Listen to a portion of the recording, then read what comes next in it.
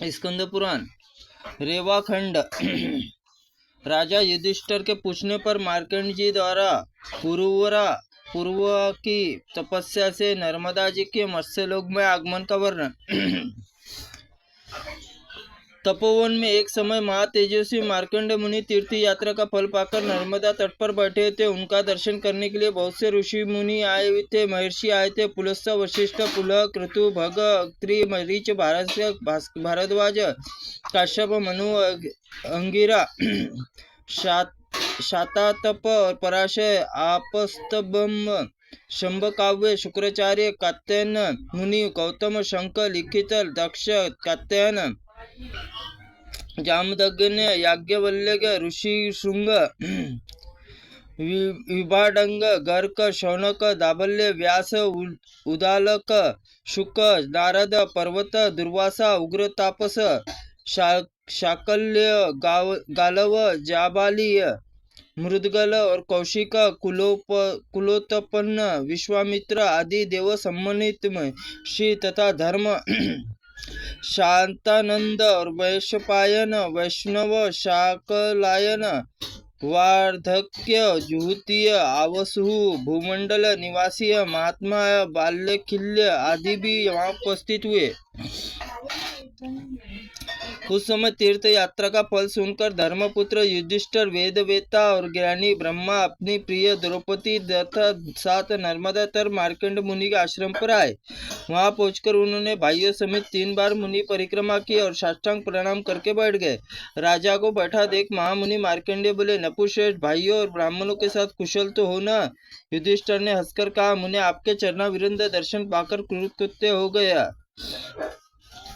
मेरे अंतकरण मल नष्ट हो गया। तीनों लोक में प्रवाहित होने वाली गंगा, यमुना, सरस्वती, गंगाधार, हिमालय, कुब्जा, ब्रह्मयोनि, उग्र तीर्थ, कनकल और केदार, भैरव क्षेत्र, नैमिषारण्य तथा गया, कुरुक्षेत्र, पुष्कर आदि पवित्र तीर्थों छोड़कर आप किस प्रयोजन से केवल महानदी नर्मदा का सेवन करते हैं? इस बात को हम सब लोग सुनना चाहते हैं। आप कृपा करके इसका रहस्य बताएं।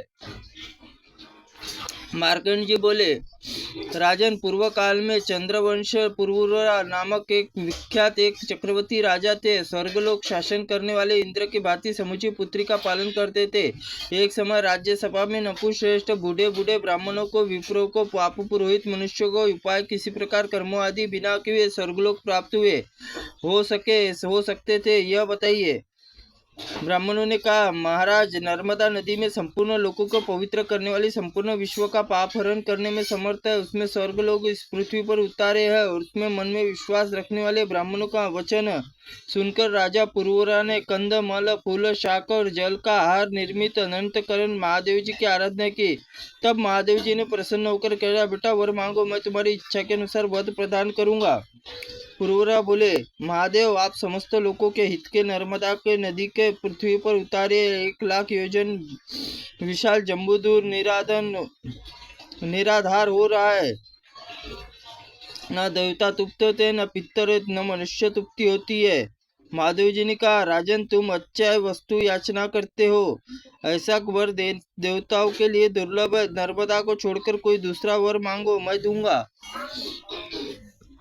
पूर्वा, महादेव, मैं प्राण जाने पर भी दूसरा वर नहीं मांगूंगा। राजा का यह निश्चय जानकर उग्र तपस्या द्वारा किए हुए साधना को देखकर महादेव जी नर्मदा को आज्ञा दी,